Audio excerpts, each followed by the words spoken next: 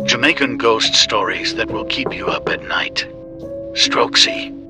Full story. There was a man in the community of Spring Bank in the parish of Portland, Port Antonio to be exact. The man's name was STROKSEY. He got this name because he had a stroke, and when he walked, he drew his left foot. He was very wicked. He was known to use witchcraft on the children and kept chicken in his house for rituals. When he died, everyone was afraid to pass his house, as he would appear to people and scare them. One morning, a man gathered some men in the community and broke down STROKSEY's house as it was made of board.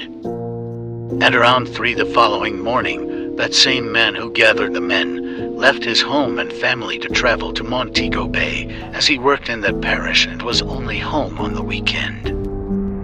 Immediately after he left, his family heard footsteps on the veranda. It sounded like how the man walks. Then, the door to his wife's room opened, and the kids heard the keys jingled on the dresser like their dad normally does. His wife then started to quote the 23rd Psalms, then she could be heard speaking in tongues. Soon after, the children heard the dogs barking, and you could hear the voice of STROKSEY cursing, and his DUPPY could clearly be seen dragging himself out of the yard. When the morning was bright, the wife told her children that STROKSEY's DUPPY came and told her to move over, because her husband mashed up his house and now he has nowhere to live. She told the DUPPY to go to the bottom of the sea and never return.